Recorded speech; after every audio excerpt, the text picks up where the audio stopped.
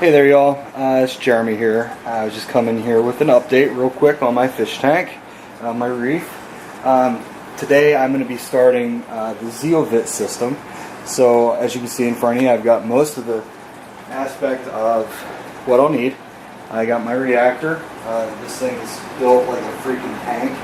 I didn't do an unboxing because I felt like you can find a million unboxings all over the world, or all over YouTube, I mean. So I didn't do one. But what I do have here is I got the bulk reef supply Zeovit package. It's the start 1.5 liter system. I got with that package 2 bags of filler media, 1 liter each. So when I do my change in zeolites in 6 weeks, I'll be able to just use a whole new bag, and it should be pretty easy. They also came with, and I forgot to get them out, but the basic 4, which is the Zeo Food, Zeo Star, and you know what, off the top of my head, Zeo Back. Can't remember what the other one is, but they came with all 4. I did get them all, so just so you know that they're there.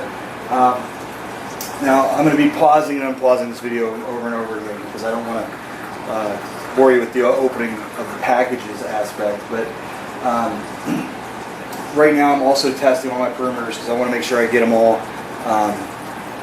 correct, and I want to try to do them every other day. That way I can keep pretty good track of them. I also downloaded a app for my iPad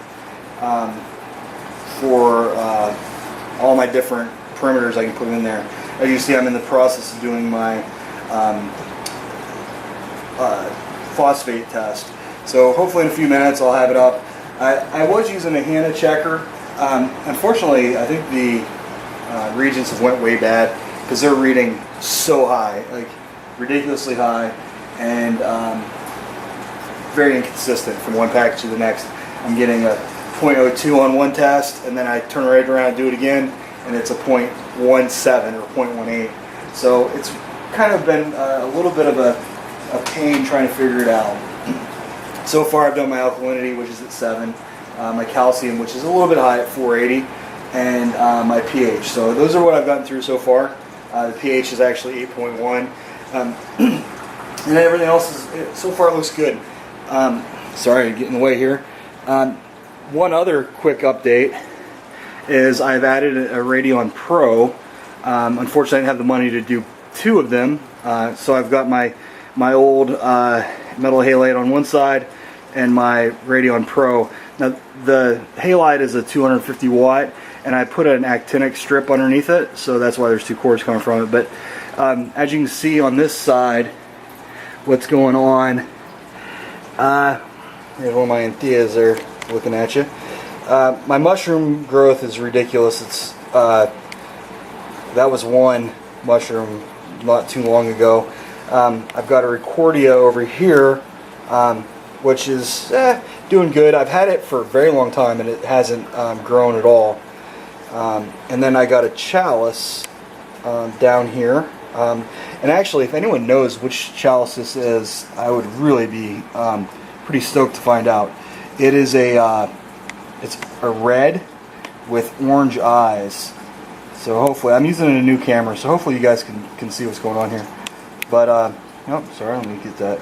So if you can, if anyone can tell me what that is, I would really appreciate it. I have it at the bottom, probably bottom 10th of the tank. It's as far down as I can put it. But so far it's been doing okay. Haven't really had any problems with it. In the middle I have a Favia and another chalice, and I think that chalice is too high. I need to put it down. And as you can see, I'm at the blue stage for the Radions.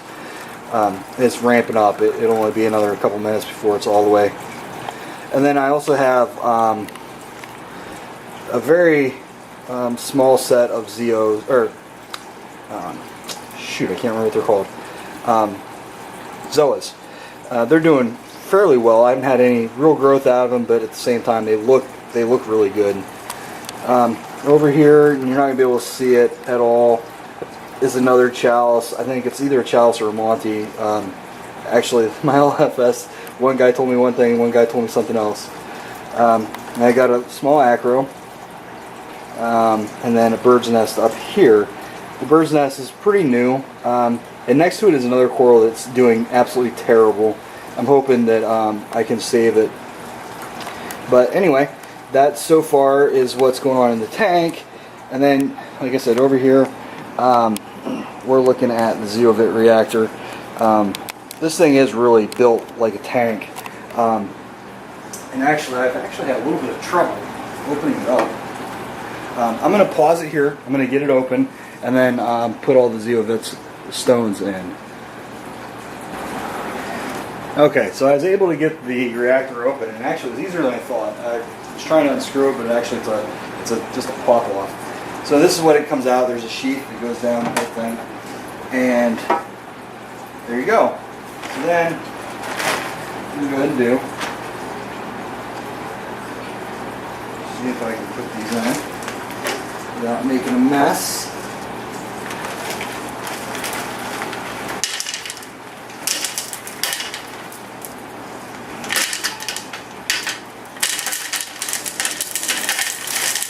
Now, I got the measurements of the stones from the Zeovit forum, which is absolutely amazing, especially G. Alexander. I'm not sure how he does it, but he knows, he gets back to you within a day, and he tells you exactly what you need to be supplementing and how many stones to put in. Now, with my tank being about 100 gallons of total water volume, he recommended that I do about 1 liter of stones, which is one of these bags, and he gives you actually the dosing schedule for the main 4. So I can't say enough good things about them. The forum, Reef to Reef, they've also been really, really helpful. Of course, I've only posted a couple of times on Reef to Reef, but the Zeovit forum really is top notch, and the people there are really, really helpful. So if you ever want to get involved in Zeovit, I would highly recommend going on there, doing a little bit of research, and getting a little bit of information before you start. All right, well that was pretty easy. So there you go. And you also should make sure that you're getting enough flow through the reactor, because it kind of depends. It really depends on how many gallons per hour come through this reactor.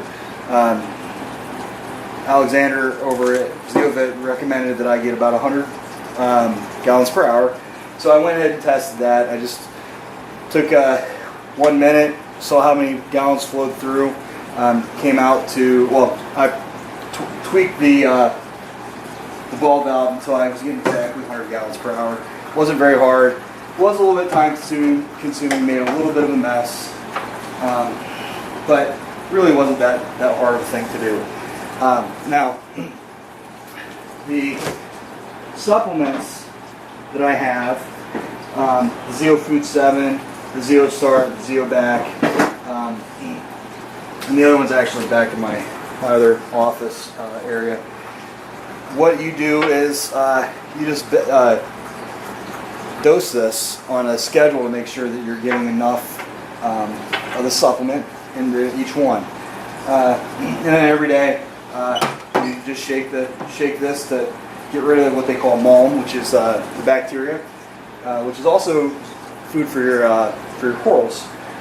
So hopefully, and when you first begin, if you're on a tank, they're going to recommend that you do an on-off cycle of 3 hours per day. So 3 hours on, 3 hours off, 3 hours on, back and forth.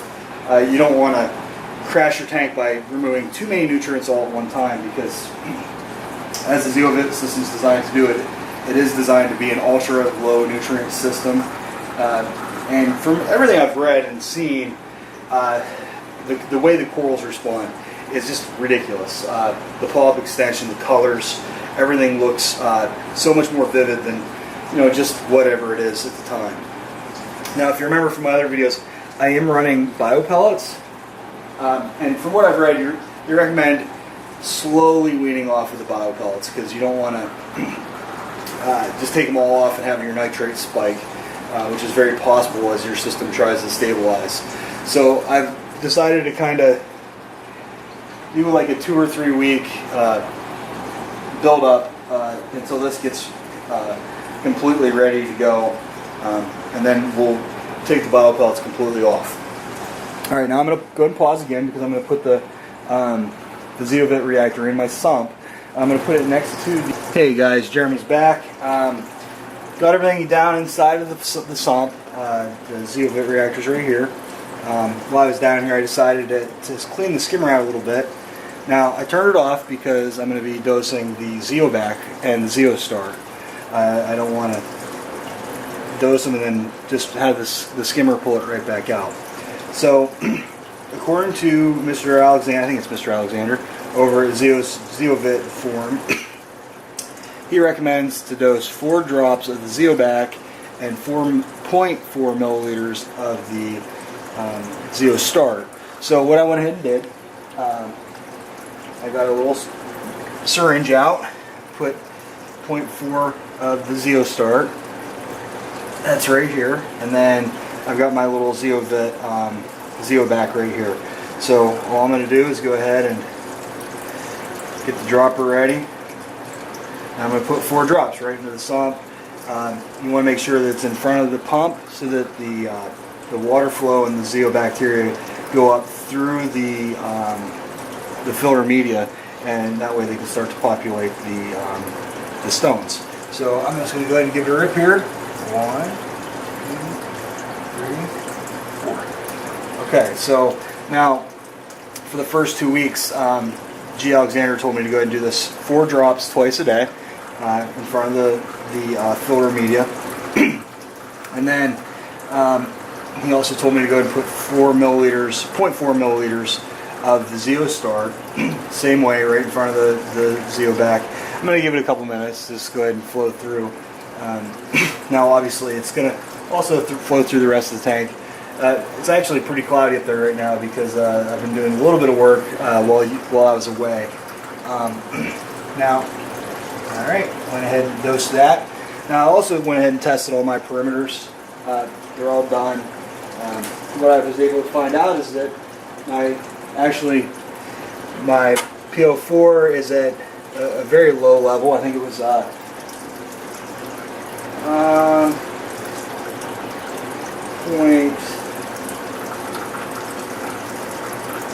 sorry, I don't have to look here.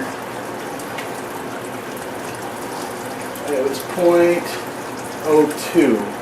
So that looks good.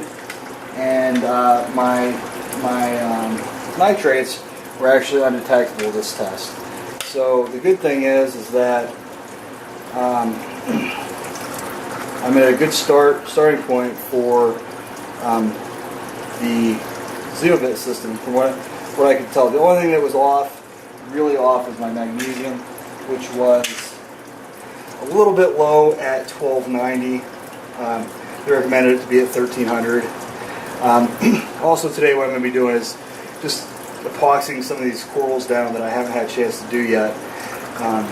But what I'll do is I'm going to try to do like a weekly video just to kind of show if there's any updates in my tank, and then I'll do a changing of the stones video, which will be in a couple weeks, and just kind of let you guys know how it goes.